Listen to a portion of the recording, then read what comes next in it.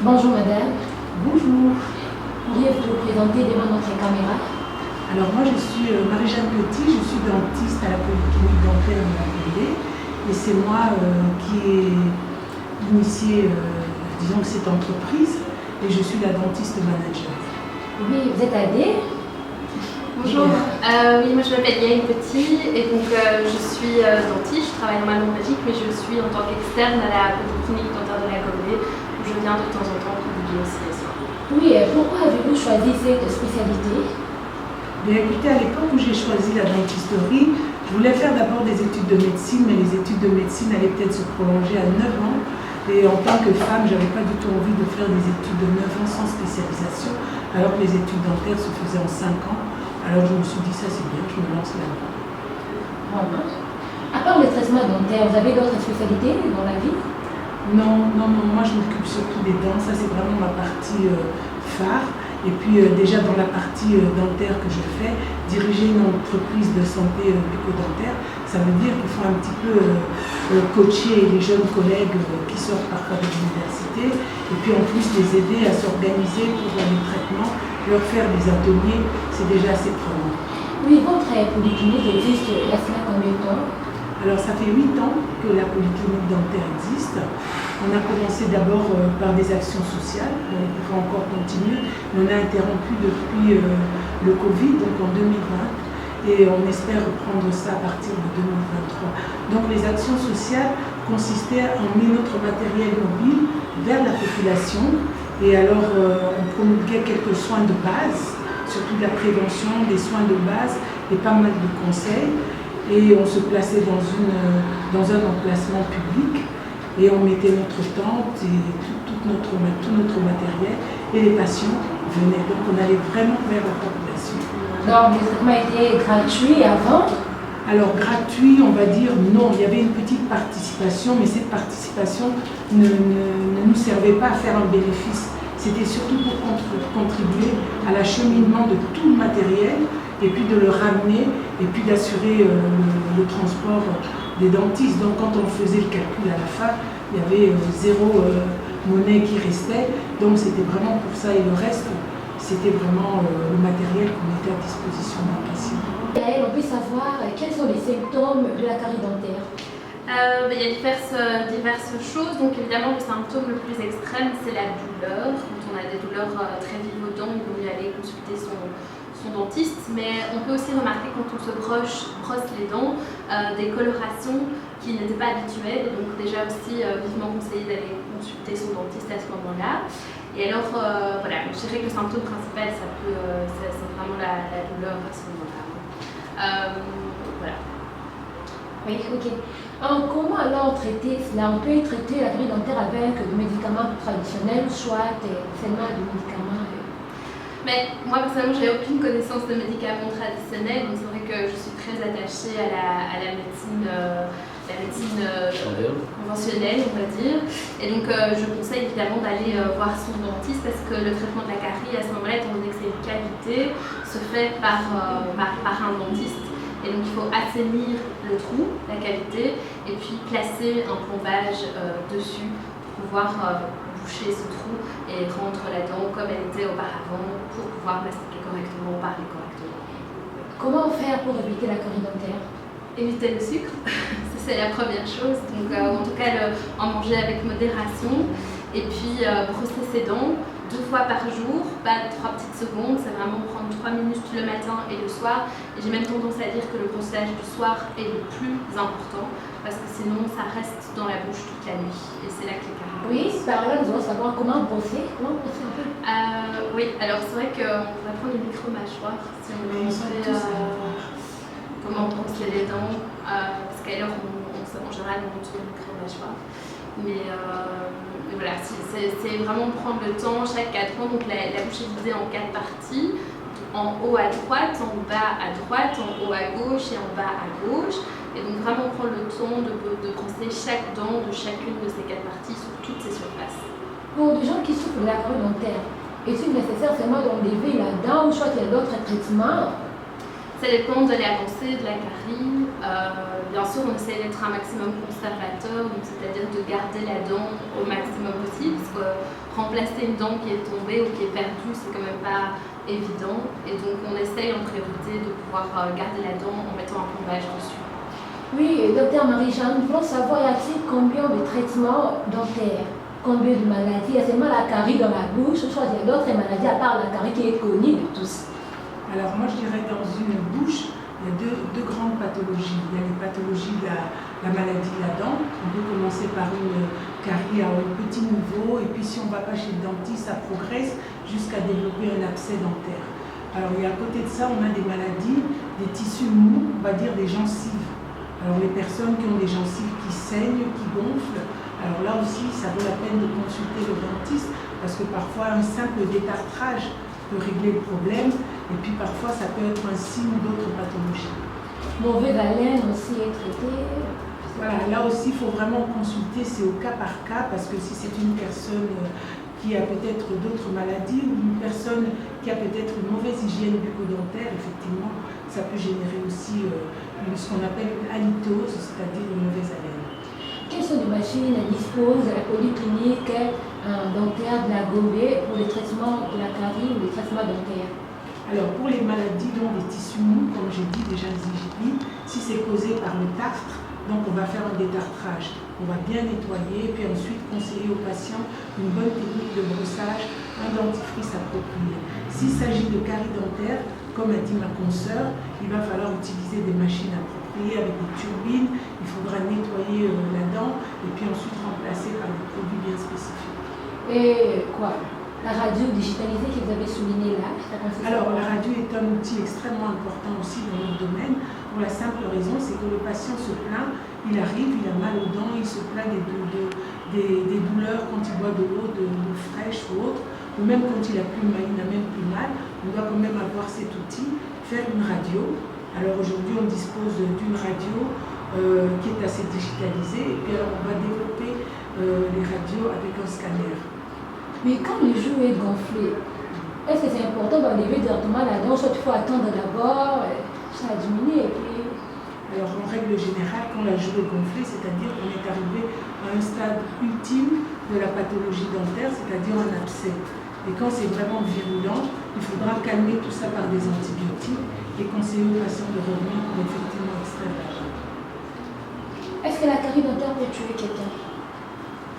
Ah ben, en fait, il y a paraît-il des gens qui meurent, qui peuvent mourir d'une pathologie dentaire. Évidemment, s'il n'y a pas de suivi, la personne qui a un abcès, et puis s'il ne prend pas soin et si ça évolue vraiment de façon exagérée, ça peut effectivement être fatal. Combien coûtent les traitements dentaires dans la polyclinique? Alors en fait, il n'y a pas de prix fixe global pour dire je vais faire ça parce que tout dépend un petit peu du degré de la carie. Tout dépend un peu si le patient doit faire une extraction, s'il doit faire un détartrage, si c'est un adulte, si c'est un enfant. Donc on a une grille de tarifs, mais c'est vraiment, il faut voir le patient pour pouvoir déterminer, parce que la radio n'est pas toujours obligatoire dans tous les cas. Que justifie votre présence aux 15 ans du foire et de l'entrepreneuriat? Alors d'abord on a été invités, c'était vraiment très très gentil de nous inviter à cette foire. Et ensuite, notre consoeur qui travaille ici, elle avait participé à un concours avec le groupe COPA. Et alors, du coup, il y avait une subvention qui a permis d'acquérir la radio dont je vous ai parlé, et notamment le développeur à radio. La polyclinique existe il y a cela 8 ans, et vous avez aussi 8 ans d'expérience ou vous avez déjà dépassé? Moi, j'ai beaucoup plus que 8 ans. J'ai une quarantaine d'années d'expérience professionnelle. Quelles sont les difficultés que vous rencontrez depuis que vous êtes dentiste? Depuis que je suis dentiste, ben écoutez, ce que j'ai toujours essayé de mettre à l'honneur, c'est le dialogue. Alors je trouve que quand il y a une bonne communication avec le patient, alors à ce moment-là, on arrive à surmonter pas mal de difficultés. Parce qu'on peut arriver à expliquer au patient, même quand on a une difficulté, que ce soit de la part du patient ou de la part du dentiste, une bonne communication permet vraiment d'aplanir pas mal de problèmes. Est-ce que vous avez des bons souvenirs dans votre domaine? En tout cas, c'est un métier que j'ai beaucoup aimé, que j'aime beaucoup. Et aujourd'hui, c'est vrai que je travaille encore. Je vais diminuer, mais si je suis ici en RDC, c'est surtout pour pouvoir transmettre mes connaissances à mes jeunes collègues. Parlez un peu brièvement de votre polyclinique, comment vous retrouvez, l'adresse, le numéro de téléphone. Alors, si quelqu'un souffre de maladie bucco-dentaire, il peut toujours se présenter à la polyclinique dentaire de la Brûlée. C'est situé au numéro 60 du 30 juin. C'est plus ou moins en face de la chancellerie sur le boulevard. Les coordonnées, les numéros de téléphone. Alors, le numéro de téléphone, à ce moment-là, ça faut pas passer. je préfère passer parce que je ne préfère pas faire de publicité par rapport à ça. Ok, merci. Madame Yael, est-ce que la carie dentaire est contagieuse? La carie dentaire, est-ce que c'est contagieux? A priori, chaque personne a son propre régime alimentaire, donc c'est pas une maladie contagieuse comme on peut avoir d'autres maladies. Donc c'est personnel, c'est vraiment sa flore bactérienne et prendre soin de sa propre bouche pour pouvoir éviter d'avoir de la carie. Et vous également, vous avez 8 ans d'expérience ou 40 ans? Ah non, alors je parais très jeune si j'ai 40 ans d'expérience, mais non, moi j'ai 8 ans d'expérience, donc vous avez vu juste. Et donc voilà, ça fait 8 ans au moins que j'ai terminé la dentisterie. Votre dernier mot avant de passer la parole? Moi je suis très contente d'être en RDC, ma mère est congolaise, donc j'ai toujours eu un grand cœur pour ce pays et ça me fait vraiment plaisir d'être là, de voir le dynamisme aussi que j'ai pu voir pendant la foire. L'émotion aussi en entendant l'hymne national, en voyant toute cette jeunesse forte. Et aussi, voilà, je tiens vraiment à dire que c'est une force d'avoir une jeunesse comme on peut l'avoir au Congo, parce qu'on n'a pas non plus en Europe autant de jeunes motivés, ça m'a vraiment fait chaud au cœur, donc beaucoup de succès. Voilà. Oui, docteur Marie-Jeanne, un mot de la fin et puis un message pour le peuple congolais qui vous suit. Alors, moi je dois dire une chose, c'est que d'abord vous avez compris qu'on est consoeurs et c'est mère et fille, donc j'ai peut-être contaminé inconsciemment par rapport à ce métier. C'est que si je suis revenue au Congo et que je reviens, c'est parce que d'abord j'aime ce pays, qui aussi je me sens toujours enfant de ce pays et que je les aime et que voilà, qui continue à manger la bonne nourriture qu'on aime bien et qui n'oublie jamais le soir de se brosser les dents. Voilà, ce sera mon dernier mot. Merci beaucoup. Voilà, merci à vous. Oui. Docteur Yael, on peut savoir quels sont les symptômes de la carie dentaire?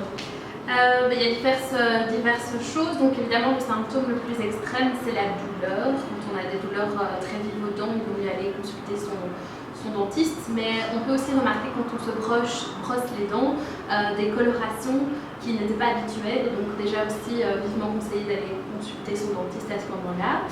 Et alors, voilà, je dirais que le symptôme principal, c'est vraiment la douleur à ce moment-là. Voilà. Oui, ok. Comment alors traiter cela? On peut traiter la carie dentaire avec des médicaments traditionnels, soit seulement des médicaments. Mais moi personnellement, j'ai aucune connaissance de médicaments traditionnels, donc c'est vrai que je suis très attachée à la médecine conventionnelle, on va dire. Et donc je conseille évidemment d'aller voir son dentiste parce que le traitement de la carie à ce moment-là, étant donné que c'est une cavité, se fait par un dentiste. Et donc il faut assainir le trou, la cavité, et puis placer un plombage dessus pour pouvoir boucher ce trou et rendre la dent comme elle était auparavant pour pouvoir mastiquer correctement, parler correctement. Comment faire pour éviter la carie dentaire? Éviter le sucre, c'est la première chose. Donc en tout cas, en manger avec modération. Et puis brosser ses dents 2 fois par jour, pas 3 petites secondes, c'est vraiment prendre 3 minutes le matin et le soir. Et j'ai même tendance à dire que le brossage du soir est le plus important parce que sinon ça reste dans la bouche toute la nuit et c'est là que les caries. Oui, par là nous allons savoir comment brosser un peu. Oui, alors c'est vrai qu'on pourrait prendre une micro-mâchoire si on veut montrer comment brosser les dents parce qu'alors en général on montre une micro-mâchoire. Mais voilà, c'est vraiment prendre le temps chaque 4 ans. Donc la bouche est divisée en 4 parties. En haut à droite, en bas à droite, en haut à gauche et en bas à gauche. Et donc vraiment prendre le temps de brosser chaque dent de chacune de ces 4 parties sur toutes ces surfaces. Pour des gens qui souffrent de la carie dentaire, est-il nécessaire seulement d'enlever la dent ou soit il y a d'autres traitements? Ça dépend de l'avancée de la carie. Bien sûr, on essaie d'être un maximum conservateur, donc c'est-à-dire de garder la dent au maximum possible, parce que remplacer une dent qui est tombée ou qui est perdue, c'est quand même pas évident. Et donc, on essaye en priorité de pouvoir garder la dent en mettant un plombage dessus. Oui, docteur Marie-Jeanne, nous voulons savoir, y a-t-il combien de traitements dentaires, combien de maladies? Il y a seulement la carie dans la bouche, je crois qu'il y a d'autres maladies à part la carie qui est connue de tous. Alors moi je dirais dans une bouche, il y a deux grandes pathologies. Il y a les pathologies de la maladie de la dent. On peut commencer par une carie à un petit niveau et puis si on ne va pas chez le dentiste, ça progresse jusqu'à développer un abcès dentaire. Alors et à côté de ça, on a des maladies, des tissus mous, on va dire des gencives. Alors les personnes qui ont des gencives qui saignent, qui gonflent, alors là aussi ça vaut la peine de consulter le dentiste parce que parfois un simple détartrage peut régler le problème et puis parfois ça peut être un signe d'autres pathologies. Mauvaise haleine aussi est traité.